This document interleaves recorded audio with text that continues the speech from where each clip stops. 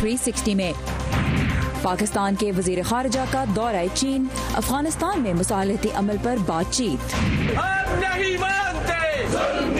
साल 2018 पाकिस्तानी मीडिया के लिए कैसा रहा और हमारे बच्चों को मजहब की बुनियाद पर निशाना बनाया गया, 42% अमरीकी मुसलमानों की शिकायत। ये है वॉइस ऑफ अमेरिका की पेशकश व्यू 360। मैं हूं आपकी मेज़बान सारा जमान। अफगानिस्तान में अमरीकी फौज के मुमकिना इनखला की खबर सामने आने के बाद से पाकिस्तान के वजीर खारजा शाह महमूद कुरैशी 4 मुल्की दौरे पे हैं। आज पाकिस्तानी वजीर खारजा ने बीजिंग में अपने चीनी हम मनसब वैंग यी से मुलाकात की। पाकिस्तान के दफ्तर खारजा के तर्जुमान के मुताबिक दो तरफा अमूर खुसूसन अफगानिस्तान की सूरत हाल पर बातचीत हुई। चीन की वजारत दाखिला की जानिब से जारी होने वाले एक मुख्तसर बयान में कहा गया है कि पाकिस्तान और चीन दोनों नहीं समझते कि अफगानिस्तान में फौज मसले का हल है। ताहम इस मुख्तसर बयान में अफगानिस्तान से अमरीकी फौज की जल्द मुमकिना वापसी का बराह रास्त कोई जिक्र नहीं किया गया। बयान में यह कहा गया है कि अफगानिस्तान में सियासी मुसालहती हकीकत पसंदाना रास्ता है और इस सिलसिले में चीन और पाकिस्तान एक दूसरे के साथ गहरे रवाबित कायम रखने पर रजामंद हैं। वज़ीर ख़ारजा शाह महमूद कुरैशी अफगानिस्तान और ईरान का दौरा कर चुके हैं और उनकी अगली मंजिल है रूस। दूसरी जानिब अफगानिस्तान की सिक्योरिटी सूरत हाल कितनी नाजुक है, इसकी एक और वाज़ेह मिसाल कल काबुल में होने वाला दहशतगर्द हमला है, जिसमें हलाक होने वालों की तादाद कम से कम 43 हो चुकी है। कल सपहर अफगान दारुल हुकूमत में एक खुदकुश हमला आवर ने बारूदी मवाद से भरा ट्रक एक सरकारी इमारत के बाहर धमाके से उड़ा दिया। इसके बाद मुसल्लह अफराद इमारत में दाखिल हो गए और फायरिंग शुरू कर दी। पुलिस ने 7 घंटे तक लड़ाई के बाद सूरत हाल पर काबू पा लिया और हमला आवरों को हलाक कर दिया। जिस इमारत पर हमला किया गया था वहां माजूर अफराद और साबिक फौजियों के महकमों समेत कई सरकारी दफातर कायम हैं। अफगानिस्तान में अमन की हिमायत तो खत्ते के सभी मुल्क करते हैं, लेकिन अमरीकी फौजी हिकमत अमली में अगर कोई बड़ी तब्दीली मिलती है जिसका कि इशारा अभी मिला है, तो इसके बाद पाकिस्तान, चीन और रूस के पास क्या ऑप्शंस हैं, इसी बारे में हम बात करेंगे वाशिंगटन के तहकीकी इदारे अटलांटिक काउंसिल में जनूबी एशियाई उमूर के माहिर भरत गोपालास्वामी से, जो इस वक्त मैक्सिको से हमारे साथ हैं। भरत, हमारे लिए वक्त निकालने का शुक्रिया। सबसे पहले तो ये बताइए कि अफगानिस्तान की जो सिक्योरिटी की सूरत हाल है वो तो एक अरसे से चेंज नहीं हुई। अगर अमेरिकन मिलिट्री स्ट्रैटेजी कुछ बदलती है तो खास तौर पर जो 2 बड़े कंट्रीज हैं रीजन के, चाइना और रशिया, उनके लिए क्या चैलेंजेस पैदा होंगे? सबसे पहले देखिए, आपने सही कहा, अफगानिस्तान की सिक्योरिटी सिचुएशन 1 साल से ठीक नहीं हुई, एक्चुअली बहुत डिटीरियरेट हुई है। और अगर अमेरिका उधर से अपने फौजें निकाल दिए गए तो रशिया और चाइना चाइना के जो डेवलपमेंटल प्रोजेक्ट्स है वो उनके लिए चैलेंज पड़ेगी। और रशिया अब कोशिश कर रही है जो पीस ब्रोकर बन सके। वो तो इमीडिएटली पीस ब्रोकर के लिए आपको थोड़ी स्टेबल सिक्योरिटी सिचुएशन चाहिए और उस हिसाब से उसको चैलेंज पड़ेगी। अच्छा, जब हम बात करते हैं चाइना और रशिया की भी और पाकिस्तान और साथ में ईरान का भी दौरा किया पाकिस्तान के वज़ीर ख़ारजा ने, ये चारों मुल्क, इनके पास क्या कार्ड्स हैं, क्या ऑप्शंस हैं कि ये तालिबान को वो करने के लिए कन्विंस करें जिसके लिए तालिबान एक अरसे से कन्विंस नहीं नज़र आ रहे, यानी जो पॉलिटिकल प्रोसेस है उसका हिस्सा बन जाए? मुझे रशिया और अमेरिका में एक नैरेटिव है, एक एलिगेशन है कि रशिया और ईरान तालिबान को पैसे दे रहे हैं, हथियार बेच रहे हैं और उनको साइलेंटली सपोर्ट दे रहे हैं। तो ये मामला है ही है। और उस हिसाब से फ्रॉम दैट एंगल रशिया और ईरान को ये चैलेंजेस भी है, ये अपॉर्चुनिटी भी है कि कैसे वो सिचुएशन को स्टेबलाइज किया जा सके। तो क्या ऑप्शंस बनती हैं इनके पास, और ये जो मुल्क हैं ये एक दूसरे के भी जो इंटरेस्ट हैं उनको कैसे प्रोटेक्ट कर सकते हैं और कितने इंटरेस्टेड हैं एक दूसरे की हेल्प करने में? कहते तो हैं कि इंटरेस्टेड हैं, but what science have we seen? I'm not sure कि उनकी what they say and what they do are totally two different things. आपने जो सही कहा, एक तो बात कहने वाली बात है और करने में उनका भी उनका, अगर मैं रशिया या ईरान होता तो उनका मेरा ऑब्जेक्टिव ये होता कि पूरी पीस प्रोसेस ना बने और जितनी at the same time you don't want America to leave, you don't want America to stay. वो बैलेंस में कैसे how do you want to play that angle, और part of the political process अभी से शुरुआत करें, क्योंकि they have important stakes in what the resulting outcome, whatever that outcome may be in Afghanistan. अच्छा, अब अफगानिस्तान में ये खबर भी आ रही है कि जो प्रेसिडेंशियल इलेक्शन अप्रैल 2019 के लिए एक्सपेक्टेड थे उनको भी डिले किया जा सकता है। एक बहुत बड़ी वजह तो ये है कि जो पार्लियामेंट्री इलेक्शंस हुए उसमें इतनी ज़्यादा बेज़ाब्तगियाँ हुई, इतनी ज़्यादा कंप्लेंट्स आई, काबुल के जो एरिया था उसके रिजल्ट्स ही रिजेक्ट हो गए। ये अपने तौर पे कितना इस चीज़ का इम्पैक्ट हो सकता है अफगानिस्तान की स्टेबिलिटी पे और पीस प्रोसेस पे अगर प्रेसिडेंशियल इलेक्शंस ही डिले होते जाते हैं? देखिए, इसमें मल्टीपल लाइंस ऑफ थॉट है। एक हो कि इतने साल हम अफगानिस्तान में झगड़े हैं किसके लिए, for one thing is successful transition of democracy, for that thing elections, presidential free fair presidential elections होनी चाहिए। Otherwise whatever we have fought for, I don't know what we have fought then. तो उसके लिए अफगानिस्तान की presidential elections बहुत important है। The next मामला है कि यूएस गवर्नमेंट में एक बहुत सी जल्दबाजी है कि पीस प्रोसेस कुछ तो डील मिले। So but what do you give in return to get that presidential elections or peace process? So I think that's a big question that we have to ask ourselves. Alright, Atlantic Council से मुंसलिक senior तज्ज़ियाकार Bharat Gopalaswamy हमारे साथ थे। Thank you Bharat for your time and insight. Thank you. और यहाँ America में वफाकी हुकूमत आज चौथे रोज भी जुज़वी तौर पे बंद है। सदर ट्रंप और हिज़्ब इख्तिलाफ के डेमोक्रेट्स के दरमियान बजट पर जल्द किसी किस्म के इत्तफाक राय की तवक्को तो नहीं की जा रही। अब तक की सूरत हाल जानने के लिए हम चलेंगे अमान अजहर के पास, जो इस वक्त कैपिटल हिल से हमें ज्वाइन कर रहे हैं। अमान, जो अखराजात का बिल है, स्पेंडिंग बिल, उससे मुतल्लिक इस वक्त की सूरत हाल क्या है? जी, सूरत हाल सारा जू की तू है। पीर को भी डेमोक्रेटिक रहनुमाओं चक शुमर और नैन्सी पेलोसी की वाइट हाउस के साथ इस मामले पर गुफ्तगू बगैर किसी नतीजे के ख़त्म हुई और उसके बाद दोनों डेमोक्रेटिक रहनुमाओं ने एक जॉइंट स्टेटमेंट दी जिसमें उन्होंने वाइट हाउस को तनकीद का निशाना बनाया कि उनकी जानिब से मिक्स्ड मैसेजेस आ रहे हैं, कोई क्लियर बात नहीं हो रही। मसला एक ही है और वो है जो बॉर्डर वॉल है, जो अमेरिका की मेक्सिको के साथ जो सरहद है उस पर सदर ट्रंप चाहते हैं कि दीवार बनाई जाए और उसके लिए वो $5 अरब मांग रहे हैं, जबकि डेमोक्रेटिक हलकों का कहना है कि दीवार जो कि इनफेक्टिव है उसकी जगह बॉर्डर सिक्योरिटी की मद में पैसे खर्चे जाने चाहिए और मसला फ़िलहाल यहाँ पे डेडलॉक का शिकार है। इसी की वजह से सदर ट्रंप जो फ्लोरिडा जाना चाहते थे नहीं जा सके और मज़ीद उन्होंने क्रिसमस के दिन वो कैसे गुजार रहे हैं इस बारे में एक रिपोर्ट भी देखिए। सदर ट्रंप और खातून अव्वल मेलानिया ट्रंप का प्रोग्राम फ्लोरिडा में छुट्टियां गुजारने का था, लेकिन कांग्रेस में मामलात हल ना होने के बायस सदर को वॉशिंगटन में रहना पड़ा। सदर ट्रंप ने जो कुछ दिनों से मंजर से गायब थे, हुकूमत की बंदिश के हवाले से ताज़ा तरीन सूरत हाल क्रिसमस के मौके पर बच्चों से फ़ोन पर बात करते हुए सहाफ़ियों को बताई। Nothing new in the shutdown. Nothing new. Except we need border security. Senate और ऐवान नुमाइंदगान में डेमोक्रेटिक रहनुमा सदर ट्रंप को मुल्क को बदनज़मी की जानिब धकेलने का जिम्मेदार ठहरा रहे हैं।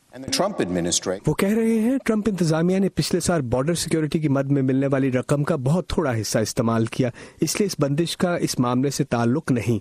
इसकी वजह सदर ट्रंप की जानिब से इंतहाई महंगी और गैर मुअस्सर दीवार के लिए अरबों डॉलर का तकाजा है और अमरीकियों की अक्सरियत इसकी हमायत नहीं करती। सदर ट्रंप मेक्सिको के साथ सरहद पर दीवार की तामीर के लिए $5 अरब मांग रहे हैं, जबकि डेमोक्रेट्स ने बॉर्डर सिक्योरिटी के लिए $1.3 अरब की पेशकश की है। जी, यहाँ मैं ये भी बताता चलूँ कि इस पार्शल शटडाउन या जुज़वी बंदिश जो हुकूमती इदारों की है उसके बायस तकरीबन 8 लाख वफाकी मुलाजमीन, US गवर्नमेंट के जो मुलाजमीन हैं वो मुतासिर हुए हैं, जिसमें से 4 लाख से कुछ ज़्यादा हैं जो कि लाजमी ड्यूटी पर मामूर हैं, तनख्वाह के बगैर काम कर रहे हैं और 4 लाख से कुछ कम हैं जो कि घर बैठने पर मजबूर हैं। लेकिन आम तौर पे जब कांग्रेस ऐसे हालात के बाद बजट पास करती है तो इस मद में तनख्वाहों की अदायगी कर दी जाती है। जी सारा। Very much. अमान अजहर हमारे साथ थे कैपिटल हिल से। Thank you for the update. Pakistan के साबिक वज़ीर आज़म नवाज शरीफ को आज रावलपिंडी की अडियाला जेल से लाहौर की कोट लखपत जेल मुंतकिल कर दिया गया। मुल्क की सियासी सूरत हाल पर अपडेट्स और तज्जियों के लिए आइए हमारी वेबसाइट urdu.voa.com पर। और अगर आपको हमारी वेबसाइट तक रसाई में किसी किस्म की मुश्किल पेश आ रही है तो लॉग ऑन कीजिए facebook.com/voa urdu के पेज पे, जहां आपको हमारी तमाम तर कंटेंट मिलेगी।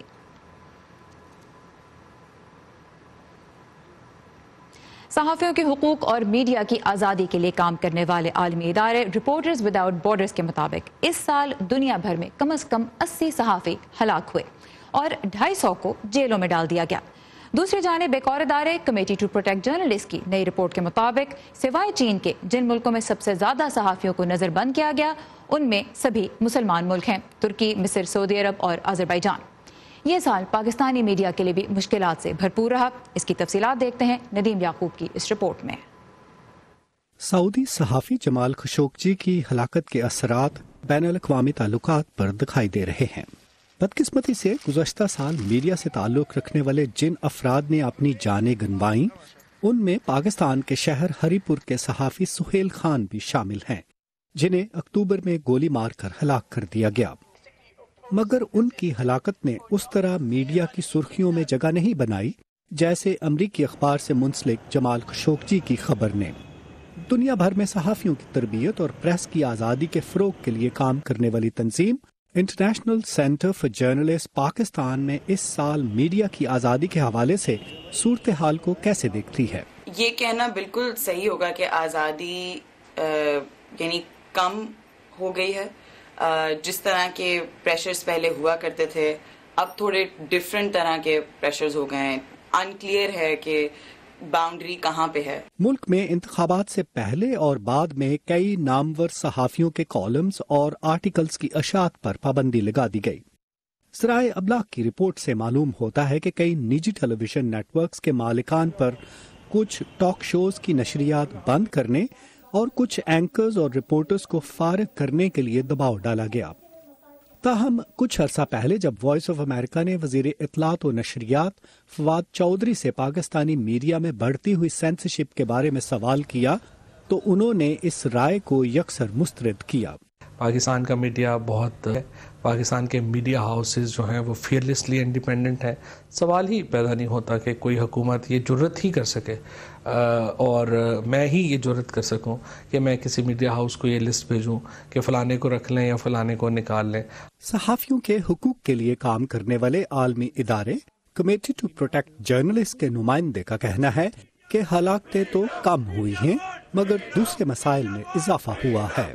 5-6 برس پہلے صحافیوں کی ہلاکتوں کا خطرہ ہوتا تھا. اس عرصے میں بہت سے صحافی قتل ہوئے. شکر ہے ہلاک ہونے والوں کی تعداد بہت کم ہو گئی ہے، مگر ہمارا خیال ہے کہ اب میڈیا کو کنٹرول کرنے کے دوسرے طریقے مؤثر ثابت ہو رہے ہیں. اس لیے ماضی کے مقابلے میں صحافیوں پر براہ راست حملہ کرنے کی کم ضرورت ہوتی ہے. سٹیون بٹلر جمہوری معاشروں میں آزاد میڈیا کی اہمیت پر زور دیتے ہوئے کہتے ہیں کہ یہ پاکستان کے مستقبل کے لیے بے حد اہم ہے.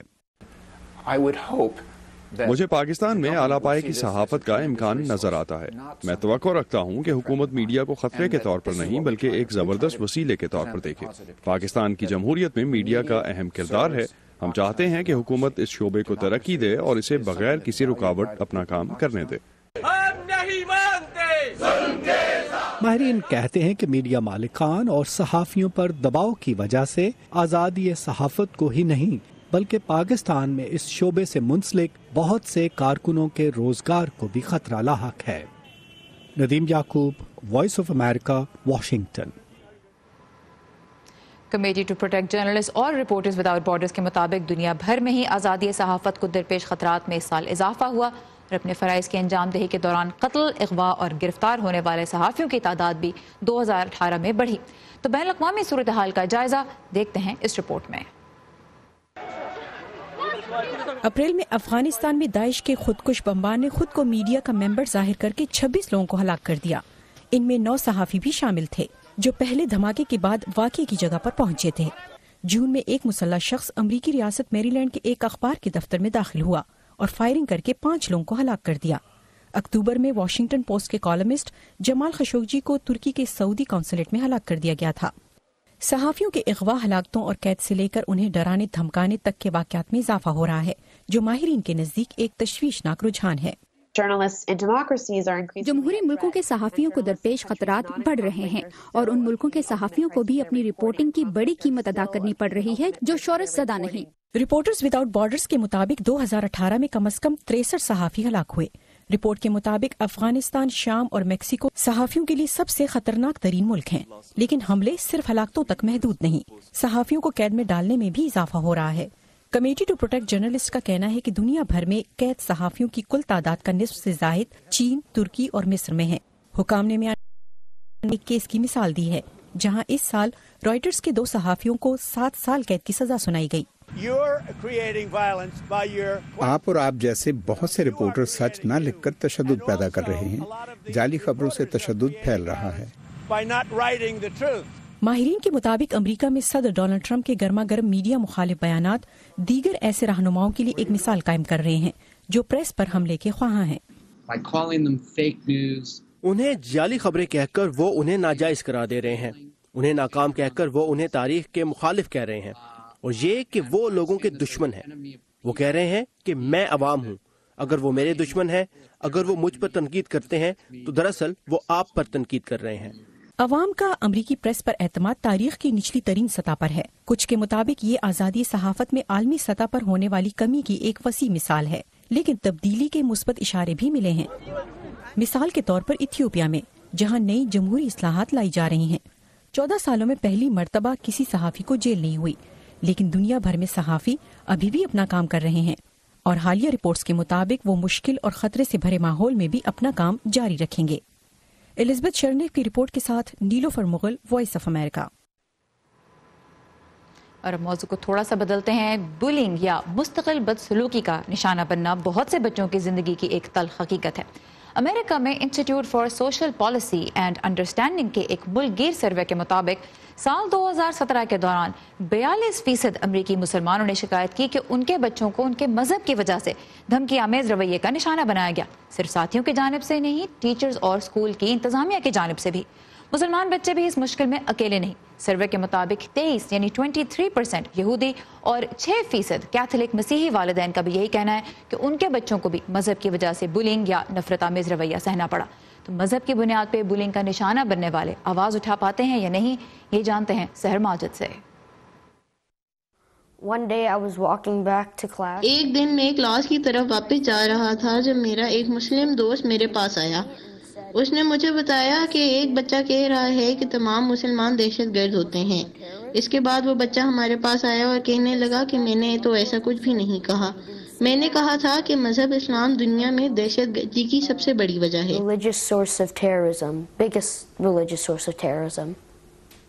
یہ بچہ امریکی ریاست ورجینیا کے ایک پرائمری اسکول میں 4th جماعت کا طالب علم ہے اور اپنے اسکول میں کئی مرتبہ ایک سفید فام ساتھی طالب علم کے ہاتھوں دھمکی آمیز رویے کا سامنا کر چکا ہے۔ Institute for social policy and understanding کے ایک سروے کے مطابق مذہبی اقلیتوں سے تعلق رکھنے والے طلبہ کو عام طور پر امریکی اسکولز میں اپنے مذہب کی بنیاد پر متعصبانہ رویوں کا سامنا کرنا پڑتا ہے۔ اس اسٹوڈنٹ کو، جس کی شناخت ہم اس کے والدین کی خواہش پر ظاہر نہیں کر سکتے، اس کے اسکول کاؤنسلر نے بلی کرنے والے بچے کا سامنا کرنے یا اسے نظر انداز کرنے کا مشورہ دیا۔ اگرچہ اس اسٹوڈنٹ کے اسکول کی انتظامیہ نے اس معاملے میں اس کی نفسیاتی اور ہر طرح کی مدد کی کوشش کی، لیکن کونسل آن امریکن اسلامک ریلیشنز کے مطابق اکثر تعلیمی ادارے ایسی شکایات پر سخت اقدامات کرنے سے گریز کرتے ہیں۔ پہلے وہ یونیورسٹیز وہ ایک بزنس ہے، جیسے وہ ایک کمپنی ہے، تو جب ایک اسٹوڈنٹ آتا ہے وہ کہتا ہے میرے لیے ڈسکریمنیشن ہو رہی ہے، میں وہ کمفرٹیبل نہیں ہوں میرے ٹیچر کے ساتھ، میرے اسٹوڈنٹس کے ساتھ، میرے پیئرس کے ساتھ، وہ یونیورسٹی سوچتے ہیں اور دیکھتے ہیں وہ جیسے ہمارا برانڈ وہ ہرٹ کر رہا ہے۔ واشنگٹن ڈی سی کی امریکن یونیورسٹی میں کے اسپریچول لائف سینٹر میں مسلم چیپلن عماد الدین احمد کہتے ہیں کہ امریکن یونیورسٹی میں بھی طالب علم ان کے پاس بلینگ یا دھمکی آمیز رویوں کی شکایات لے کر آتے ہیں۔ ہمیشہ مسلمان ہونے کی وجہ سے نہیں، زیادہ تر طالب علموں کا کہنا ہے کہ ان کو نسل یا قومیت کی وجہ سے بھی طنز آمیز جملے سننے کو ملتے ہیں۔ فلسطین سے تعلق رکھنے والے عماد الدین احمد بچپن سے ہی امریکی شہری ہیں۔ وہ خود بھی امریکہ میں اپنی طالب علمی کے زمانے میں ایسے تجربات سے گزر چکے ہیں۔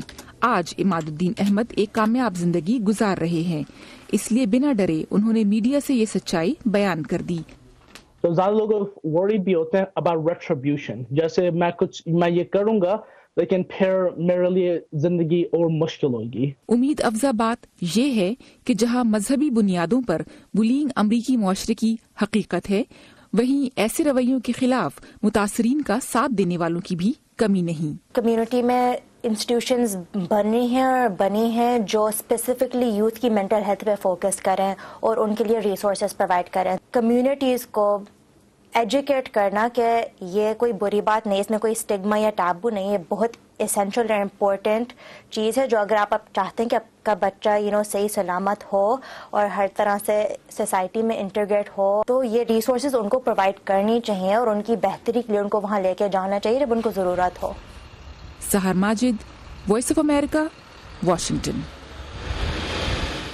آج دنیا بھر میں کرسمس کا تہوار منایا جا رہا ہے. کیتھولک مسیحیوں کے پیشوا پوپ فرانسس نے دنیا بھر میں امیر اور غریب کے درمیان بڑھتے ہوئے فرق کی مذمت کرتے ہوئے آج کے دن اپنے پیغام میں ترقی یافتہ ملکوں کے عوام سے اپیل کی ہے کہ وہ سادہ طرز زندگی اپنائیں. پوپ کا کہنا تھا کہ حضرت عیسیٰ علیہ السلام کی پیدائش ایک غریب گھرانے میں ہوئی، جو کہ ان لوگوں کے لیے قابل غور ہونا چاہیے جو آج لالچ اور حرص کے عادی ہو چکے ہیں. ایک کبھی ختم نہ ہونے والا لالچ انسانی تاریخ کی علامت رہا ہے، حتیٰ کہ آج بھی جب لوگوں کی ایک بہت بڑی تعداد کو زندہ رہنے کے لیے روزانہ کی روٹی دستیاب نہیں ہے، چند لوگ شاہانہ انداز میں کھانے کھاتے ہیں. غریبوں کے حق میں آواز بلند کرنا اب تک پوپ فرانسس کی اولین ترجیحات میں سے ایک ہے. آج کے دن امریکی ریاست کیلیفورنیا کے شہر لاس اینجلس میں بچوں کے ہسپتالوں میں داخل بہت سے ننھے مریضوں کو اجنبیوں کی جانب سے کرسمس کا ایک بہت پیارا تحفہ ملا ہے، مفلرز اور ٹوپیاں جو ریٹائرڈ لوگوں کے ایک گروپ نے ان کے لیے خود بنی. ان بزرگوں نے اپنا وقت اس کام پہ کیوں صرف کیا، آئیے جانتے ہیں. یہ میخائل سٹوپانسکی کی طویل زندگی میں بچوں کے کسی امریکی ہسپتال میں آنے کا پہلا تجربہ ہے، اور وہ یہاں داخل بچوں کے لیے مالٹوں کا ایک تھیلا لائے ہیں جس کی ایک خاص وجہ ہے. میں 72 سال کا ہوں. جب میں خود 5-6 سال کا تھا تو بچوں کو مالٹے تحفے میں ملتے تھے. میں بہت خوش ہوں، مجھے ان بچوں سے بہت محبت ہے. میری ایک 15 سالہ پوتی توازن کے بگاڑ کی بیماری سے شدید متاثر ہے، اسی لیے یہ میرے لیے اس قدر اہم ہے. وہ بہت سے بچوں کی ماں بننا چاہتی ہے اور ہو سکتا ہے کہ ایک دن وہ ایسے ہی کسی ہاسپٹل میں رضاکار بن کر آئے. یہ ٹوپیاں اور سکارف سابقہ Soviet union, Russia, Ukraine, Armenia اور دوسرے ملکوں سے امریکہ آنے والے ریٹائرڈ افراد نے بنائے ہیں. انہوں نے یہاں موجود بچوں کے چہروں پر مسکراہٹ لانے کے لیے اس چیریٹی پروجیکٹ پر ہفتوں محنت کی ہے.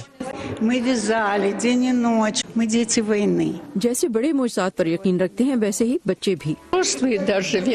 ہم سب دوسری جنگ عظیم کے دوران بچے تھے. ہم نے سالوں قحط کا سامنا کیا ہے. ایلی کا بیٹا اینڈریو اس ہسپتال میں داخل ہے اور ان کے لیے ان ریٹائرڈ افراد سے ملنے والے تحفے واقعی ہی ایک معجزہ ہیں. یہ ان کی شفقت ہے کہ انہوں نے یہ سب کیا. 11 سالہ ہوزے چل نہیں سکتے. ہر سال وہ اور ان کی والدہ گوئٹے مالا سے یہاں بحالی صحت کا ایک کورس کرنے آتے ہیں. ہوزے اور ان کے خاندان کے لیے اس ہسپتال میں مفت علاج پہلے ہی ایک بیش قیمت تحفہ ہے، لیکن ان چھٹیوں میں رضاکاروں کی جانب سے ملنے والی محبت اور توجہ نے اسے اور بھی خاص بنا دیا ہے. ہمارے خاندان کے لیے یہاں موجود ہونا ہی ایک معجزہ ہے. یہ ہسپتال ان رضاکاروں کا واحد پڑاؤ نہیں، وہ اس کے علاوہ علاقے کے کئی دوسرے ہاسپٹلز میں بھی جائیں گے. اینا رائس کے ساتھ ثاقب الاسلام، وائس آف امریکہ. اور اسی کے ساتھ ختم ہوتا ہے آج کا ویو 360. سارا زمان کو اجازت دیجیے. خدا حافظ.